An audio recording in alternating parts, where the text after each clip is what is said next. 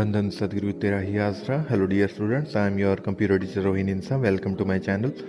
तो फ्रेंड्स, अभी तक हम पाइथन के अंदर 6 टॉपिक्स कवर कर चुके हैं। इंस्टॉलिंग पाइथन, जिसमें हमने देखा कि हम कैसे पाइथन को इंस्टॉल करेंगे। वर्किंग मोड्स ऑफ पाइथन, उसमें हमने देखा कि कैसे पाइथन के अंदर 2 वर्किंग मोड्स हैं, स्क्रिप्ट मोड और इंटरेक्टिव मोड। और फ्रेंड्स, उसके बाद हमने प्रिंट फंक्शन किया कि हम कैसे वैल्यूज़ को प्रिंट कर सकते हैं। फ्रेंड्स, उसके बाद हमने वेरिएबल एंड डाटा टाइप्स किए। और फ्रेंड्स, उसके बाद हमने टाइप फंक्शन और इनपुट फंक्शन किया और कमेंट्स भी किए कि कैसे हम इन दोनों फंक्शंस का यूज़ कर सकते हैं। टाइप फंक्शन का यूज़ हम कर सकते हैं डाटा का टाइप जानने के लिए, और इनपुट फंक्शन का यूज़ कर सकते हैं हम कीबोर्ड से इनपुट देने के लिए। और फ्रेंड्स, लास्ट टाइम हमने जो टॉपिक कवर किया था फ्रेंड्स, वो था ऑपरेटर्स इन पाइथन। तो फ्रेंड्स, इस टॉपिक के अंदर आपने देखा था कि हमारे पास 4 ऑपरेटर्स होते हैं: arithmetic operators, string operators, relational operator और लॉजिकल ऑपरेटर्स। और फ्रेंड्स, हमने ये भी देखा था कि इन ऑपरेटर्स की प्रीसिडेंस क्या है, और हमने प्रीसिडेंस को भी स्टडी किया था कि पहले कौन से ऑपरेटर को सॉल्व करना है और सबसे लास्ट में कौन से ऑपरेटर को सॉल्व करना है। तो फ्रेंड्स, आज का जो हमारा टॉपिक है वो है types of control structure in Python. तो फ्रेंड्स, आज के टॉपिक में हम देखेंगे कि कैसे पाइथन के अंदर कंट्रोल स्ट्रक्चर्स वर्क करती हैं और पाइथन के अंदर कौन कौन सी कंट्रोल स्ट्रक्चर्स हैं। तो फ्रेंड्स, पाइथन के अंदर मेनली 3 कंट्रोल स्ट्रक्चर्स हैं: सीक्वेंशियल स्टेटमेंट्स, कंडीशनल स्टेटमेंट्स और आइटरेटिव स्टेटमेंट्स। तो फ्रेंड्स, ये तीनों टाइप की जो स्टेटमेंट्स हैं, इसको आप कोरिलेट कर सकते हैं हमारी रियल लाइफ के साथ। कि फ्रेंड्स, हम जब रियल लाइफ में अगर हम सिक्वेंशली चल सकते हैं, जब हम चलते हैं तो सिक्वेंशली चल सकते हैं, तो लाइक हम एक डायरेक्शन में चलेंगे। तो फ्रेंड्स, उसी तरह से सिक्वेंशियल कंट्रोल स्ट्रक्चर के अंदर पहले फर्स्ट स्टेटमेंट को एग्जीक्यूट किया जाता है, फिर सेकंड को, फिर थर्ड को, और फिर सबसे लास्ट में लास्ट स्टेटमेंट को एग्जीक्यूट किया जाता है। लेकिन फ्रेंड्स, जो हमारा सेकंड कंट्रोल स्ट्रक्चर है वो है कंडीशनल कंट्रोल स्ट्रक्चर। इसको भी आप रियल लाइफ से कोरिलेट कर सकते हैं कि लाइक अगर आप एक ऐसे मोड पर पहुंचते हैं जहां पर 2 रास्ते मुड़ते हैं, एक लेफ्ट को और एक राइट को। तो फ्रेंड्स, अगर आपको लेफ्ट साइड में जाना है तो आप लेफ्ट साइड में ही मुड़ेंगे, और राइट में जाना है तो राइट में मुड़ेंगे। लेकिन अगर मान लीजिए अगर लेफ्ट का रास्ता है वो दिल्ली को जाता है और राइट का रास्ता है वो मुंबई को जाता है, तो यानी कि आपके पास 2 ऑप्शंस हैं कि आपकी कंडीशन क्या है, आपको दिल्ली जाना है या मुंबई जाना है। अगर दिल्ली जाना है तो आप लेफ्ट साइड मुड़ेंगे, और अगर आपको मुंबई जाना है तो आप राइट साइड मुड़ेंगे। तो फ्रेंड्स, उसी तरह से प्रोग्राम के अंदर अगर हमारे पास एक कंडीशन दी होगी, अगर वो कंडीशन ट्रू है तो कुछ अलग टाइप की स्टेटमेंट्स रन होगी, यानी हम अलग रास्ते पर चले जाएंगे। और अगर वो हमारी कंडीशन फॉल्स हो जाती है तो फ्रेंड्स, हम अलग रास्ते पर मुड़ेंगे, यानी कि हम अलग रास्ते चले जाएंगे, यानी अलग टाइप की स्टेटमेंट्स को रन करेंगे। तो यानी कि फ्रेंड्स, रियल लाइफ कंडीशंस को आप कोरिलेट कर सकते हैं यहाँ पर कंट्रोल स्ट्रक्चर्स के साथ।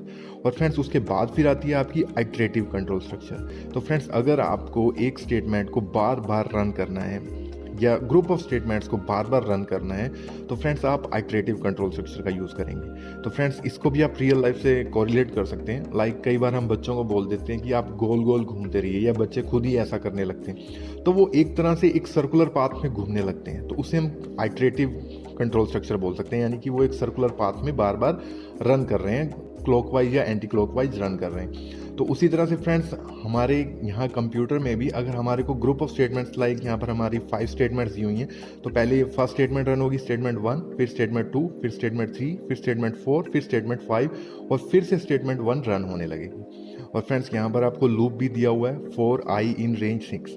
तो यानी कि ये पांचों स्टेटमेंट्स आपकी 6 टाइम रन होंगी। तो फ्रेंड्स, यानी कि जब हमें एक स्टेटमेंट या एक से ज़्यादा स्टेटमेंट्स को कई बार रन करवाना हो तो हम आइटरेटिव कंट्रोल स्ट्रक्चर का यूज़ करते हैं। और आइटरेटिव कंट्रोल स्ट्रक्चर के अंदर हम फॉर लूप का यूज़ करते हैं, जैसा कि आपको यहाँ दिखाया हुआ है, हम प्रैक्टिकली भी देखेंगे इसको। और कंडीशनल के अंदर हम इफ़ कंट्रोल स्ट्रक्चर का यूज़ करते हैं। तो चलिए फ्रेंड्स, अब इन कंट्रोल स्ट्रक्चर्स को हम प्रैक्टिकली देख लेते हैं कि कैसे ये कंट्रोल स्ट्रक्चर्स प्रैक्टिकली वर्क करती हैं। तो फ्रेंड्स, पहली सिक्वेंशियल कंट्रोल स्ट्रक्चर के लिए हम अपना एक प्रोग्राम ओपन करते हैं जो हमने लास्ट टाइम बनाया था। तो फ्रेंड्स, फाइल मेन्यू में जाकर हम ओपन करेंगे हमारा प्रोग्राम। तो हमने लास्ट टाइम प्रोग्राम बनाया था हमारा सम। तो फ्रेंड्स, हम इस प्रोग्राम को ओपन करेंगे। तो फ्रेंड्स, ये जो हमारा प्रोग्राम है ये हमारा सिक्वेंशियल कंट्रोल स्ट्रक्चर का एक एग्जाम्पल है। पहले हमने फर्स्ट स्टेटमेंट को लिखा, वो स्टेटमेंट एग्जीक्यूट होगी, फिर सेकंड स्टेटमेंट एग्जीक्यूट होगी, और फ्रेंड्स उसके बाद लास्ट स्टेटमेंट एग्जीक्यूट होगी, और बीच में जो हमारी कमेंट है ये एग्जीक्यूट नहीं होगी। तो यानी कि हमारी स्टेटमेंट्स टॉप से लेकर बॉटम तक एक सीक्वेंस में एग्जीक्यूट होंगी। इसलिए इसे हम कह सकते हैं कि ये एक सीक्वेंशियल कंट्रोल स्ट्रक्चर का एक एग्जांपल है, एक प्रोग्राम है। तो फ्रेंड्स, इसके बाद हम अब एक नया प्रोग्राम क्रिएट करते हैं जो हम कंडीशनल कंट्रोल स्ट्रक्चर के लिए यूज़ करेंगे। तो फ्रेंड्स, यहाँ पर हम दो नंबर्स को कंपेयर करने का एक प्रोग्राम बनाते हैं।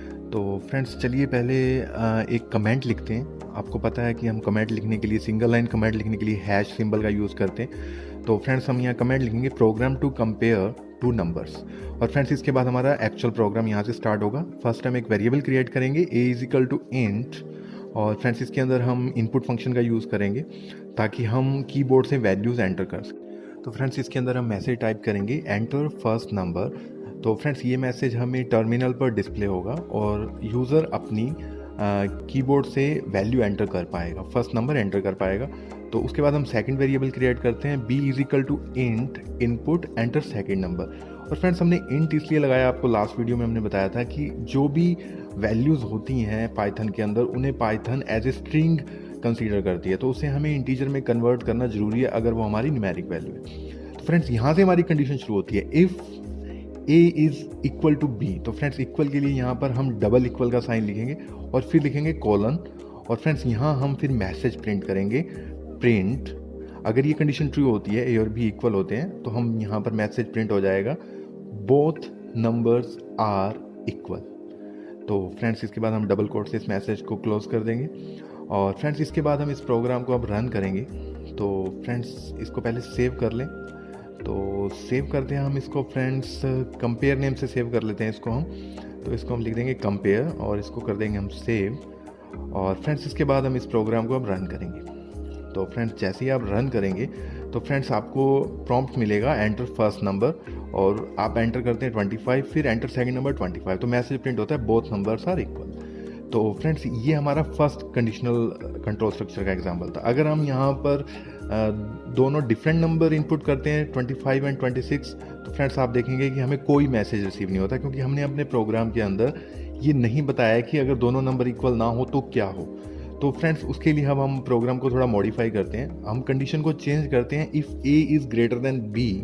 अगर a b से बिग है, बड़ा है, तो मैसेज प्रिंट होगा फर्स्ट नंबर इज़ बिग।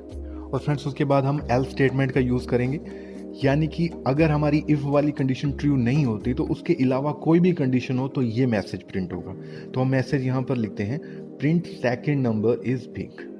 तो फ्रेंड्स यहाँ पर इसको हम फिर से समझते हैं। अगर हमारी फर्स्ट कंडीशन ट्रू होती है तो हमारा फर्स्ट मैसेज प्रिंट होगा, यानी हम फर्स्ट पाथ पे चले जाएंगे, फर्स्ट रास्ते पे चले जाएंगे। अगर वो कंडीशन ट्रू नहीं होती तो हम सेकंड रास्ते पे चले जाएंगे, यानी सेकंड स्टेटमेंट हमारी रन होगी। तो फ्रेंड्स इसको एक बार रन करते हैं। तो फ्रेंड्स यहाँ पर थोड़ा एरर है, एल्स के बाद यहाँ पर कॉलन आएगा। तो फ्रेंड्स आप ध्यान रखिएगा, कॉलन जरूर लगाना है आपको। तो फ्रेंड्स फिर से रन करते हैं। तो फ्रेंड्स यहाँ पर हमारे को पहले मिला एंटर फर्स्ट नंबर, हमने एंटर किया 25, एंटर सेकंड नंबर हमने किया 26। तो फ्रेंड्स मैसेज हमें जो मिलेगा वो आएगा सेकंड नंबर इज बिग, क्योंकि फ्रेंड्स यहाँ पर फर्स्ट कंडीशन ट्रू नहीं हो पाई, तो सेकंड कंडीशन जो एल्स वाली है वो ट्रू हो गई, इसलिए हमें मैसेज प्रिंट हुआ सेकंड नंबर इज बिग।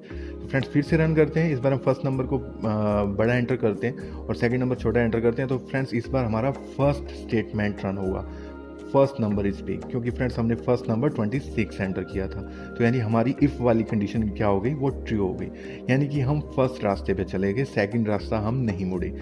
तो अगर हम इसको रियल लाइफ से कंपेयर करें तो फ्रेंड्स ऐसा भी हो सकता है कि हमारे पास एक से ज़्यादा कंडीशन हो, यानी कि हमारे पास एक से ज़्यादा रास्ते हों या दो से भी ज़्यादा रास्ते हों। तो फ्रेंड्स उसके लिए हम एलिफ स्टेटमेंट का यूज़ करेंगे। हम लिख सकते हैं यहाँ पर elif a less than b, या फिर हम लिख सकते हैं b is greater than a। तो फ्रेंड्स दोनों एक ही कंडीशन है, a लेस देन b या b ग्रेटर देन a, एक ही बात है। और फ्रेंड्स उसके बाद हम थर्ड में लिखेंगे एल्स। और फ्रेंड्स यहाँ पर आप कितने भी एलिफ लिख सकते हैं। यहाँ पर एलिफ अगर एक से ज़्यादा कंडीशन और हैं, 3-4 कंडीशन है, तो आप और एलिफ लिख सकते हैं वहाँ पर। इस प्रोग्राम के अकॉर्डिंग हमारे पास एक ही एलिफ है। तो एल्स में हम लिख देंगे बोथ नंबर्स आर इक्वल। तो यानी कि हमारे पास यहाँ पर फ्रेंड्स 3 कंडीशन हो जाएंगी। a is greater than b तो हमारा फर्स्ट स्टेटमेंट रन होगा, b is greater than a तो हमारा सेकंड स्टेटमेंट रन होगा, और उसके अलावा कोई भी कंडीशन हो हमारा थर्ड स्टेटमेंट रन होगा। यानी कि इस बार हम 3 रास्तों पर मुड़ रहे हैं, फर्स्ट, सेकंड और थर्ड। कौन सा रास्ता लेंगे वो हमारी वैल्यू पर डिपेंड करेगा कि हम क्या एंटर करते हैं। लाइक अगर हमने एंटर किया 25 एंड 26 तो फ्रेंड्स हमारा आया सेकंड नंबर इज बिग, यानी कि हम सेकंड रास्ते पर टर्न हो गए। और फ्रेंड्स अगर हम एंटर करते हैं 26 एंड फिर एंटर करते हैं 25 तो फ्रेंड्स हमारी इफ़ वाली कंडीशन ट्रू हो गई।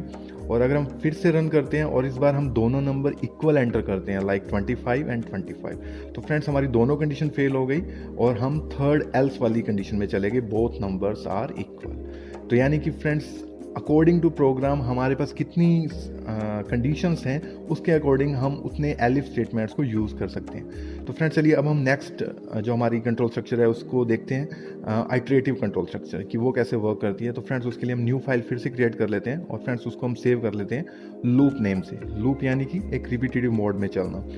तो फ्रेंड्स यहाँ पर हम पहले फिर एक कमेंट लिखते हैं, एक सिंगल लाइन कमेंट यूज़ करते हैं जिसमें हम प्रोग्राम का हेडिंग लिखते हैं, program to run group of statements repetitively.